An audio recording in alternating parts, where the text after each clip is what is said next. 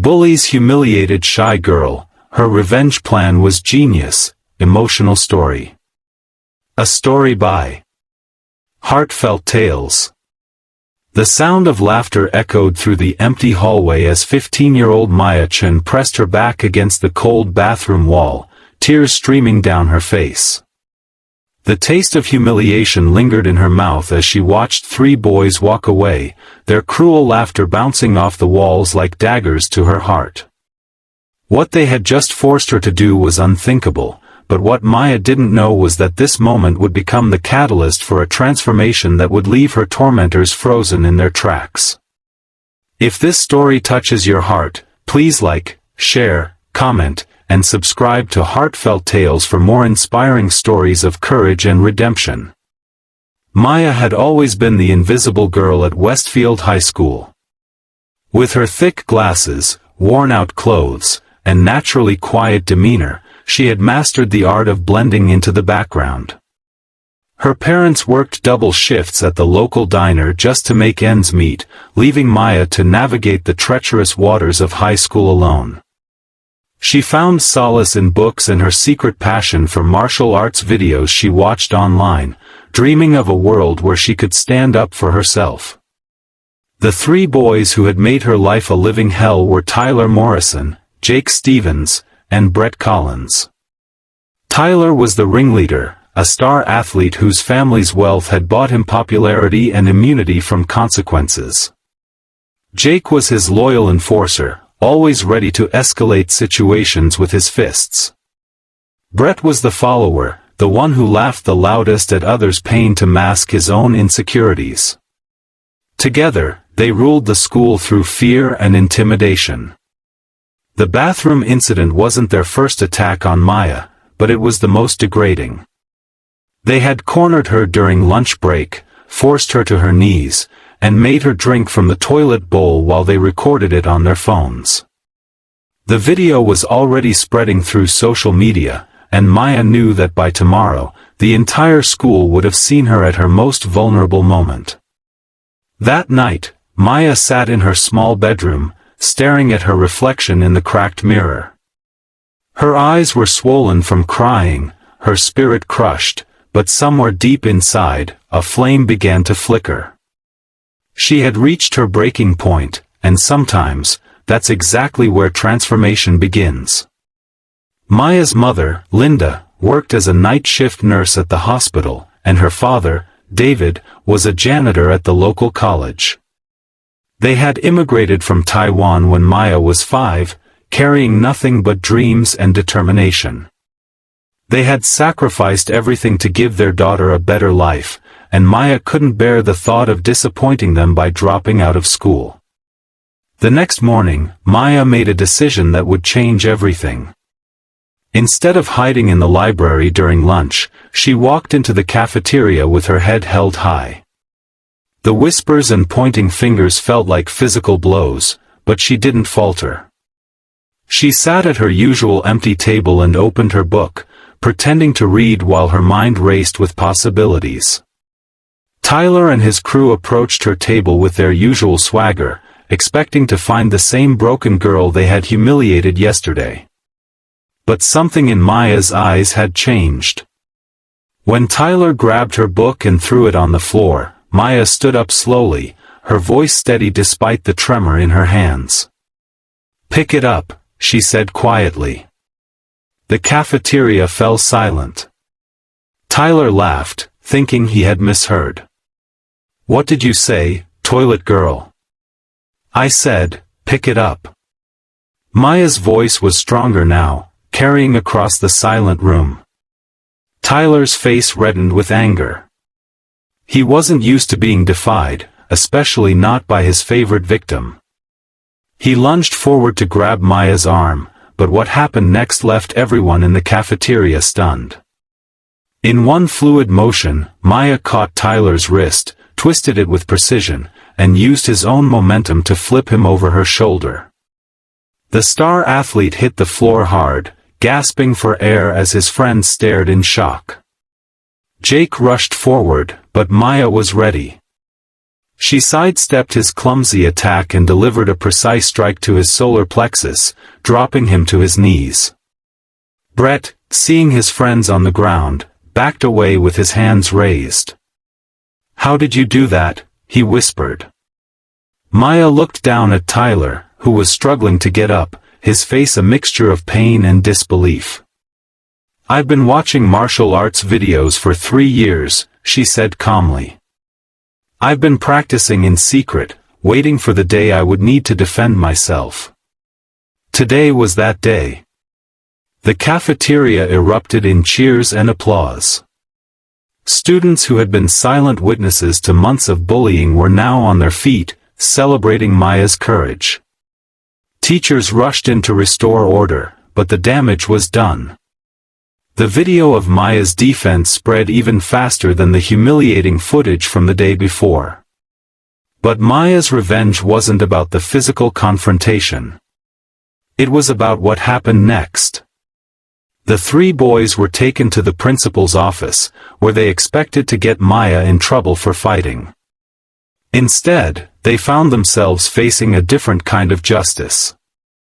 Maya had spent the entire night researching cyberbullying laws and documenting every incident of harassment she had endured. She had screenshots, witnesses, and a detailed timeline of abuse. Principal Johnson, a fair man who had been looking for concrete evidence to address the bullying problem, finally had what he needed. Tyler, Jake, and Brett were suspended immediately, pending a full investigation. Their parents were called in, and the legal implications of their actions were explained in detail. But Maya's true masterstroke came when she revealed her plan to the school board. She had been secretly recording every interaction with her tormentors for weeks, using a small device her father had given her for protection. The recordings revealed not just the physical bullying, but the psychological warfare they had waged against not just her, but dozens of other students. The 3 boys' scholarship opportunities evaporated. Tyler lost his position on the football team. Jake was removed from the student council. Brett's college applications were flagged with disciplinary actions. Their social media accounts were suspended, and their reputations crumbled overnight. But Maya's revenge went deeper than public humiliation. She had learned something about each of her tormentors that left them truly paralyzed with fear. Tyler's family was facing bankruptcy despite their outward appearance of wealth. Jake had been secretly struggling with dyslexia and using aggression to hide his academic failures. Brett had been dealing with his parents' messy divorce and taking out his pain on others. Maya could have exposed these secrets, destroyed what little they had left. Instead, she made a choice that surprised everyone, including herself. She approached each of them privately with an offer. She would keep their secret safe, but only if they agreed to 3 conditions. They would attend counseling sessions, they would perform community service at a local anti-bullying organization, and they would personally apologize to every student they had ever tormented. The boys, faced with the complete destruction of their futures, agreed. They were paralyzed not by fear of Maya's physical prowess, but by the weight of their own actions and the unexpected mercy of the girl they had tried to break. Months later, Tyler became an advocate for mental health awareness, using his story to help other students who struggled with family pressure and financial stress. Jake discovered that his learning differences didn't define him and became a tutor for struggling students. Brett channeled his pain into art, creating powerful pieces about bullying and its impact on both victims and perpetrators. Maya's transformation was the most remarkable of all. She started a self-defense club at school, teaching other students not just how to protect themselves physically, but how to stand up for their dignity and worth. She learned that true strength wasn't about revenge or violence, but about choosing mercy when you have the power to destroy.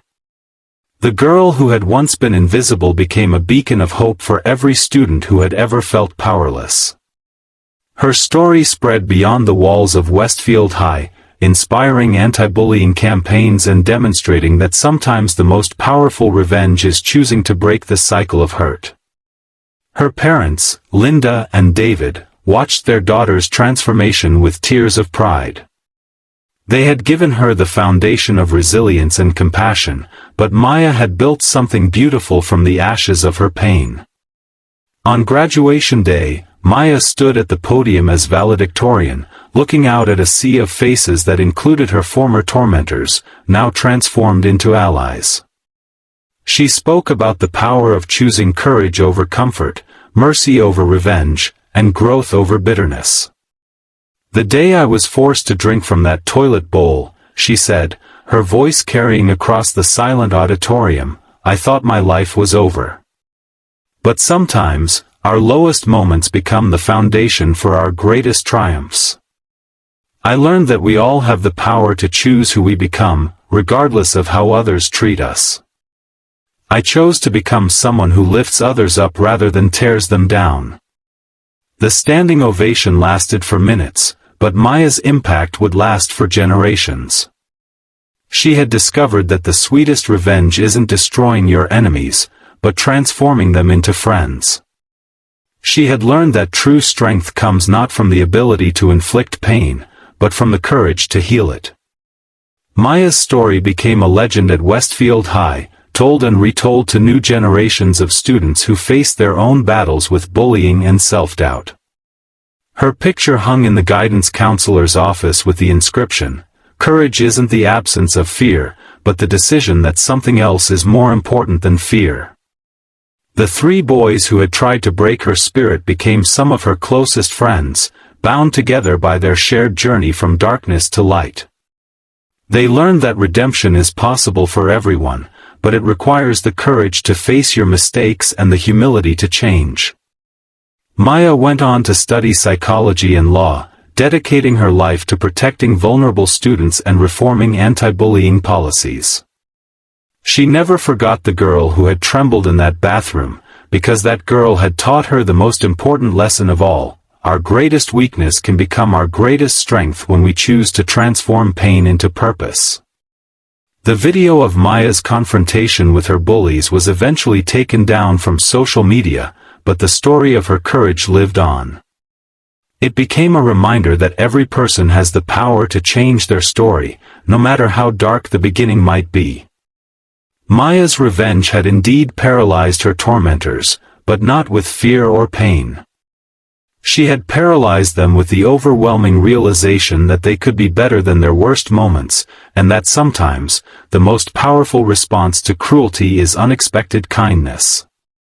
This story shows us that true strength comes from within, and that our greatest victories often come from choosing mercy over revenge.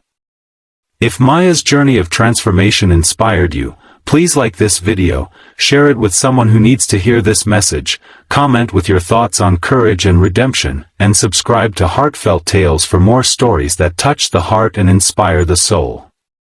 Remember, every end is also a beginning, and every person has the power to write a better story, ***.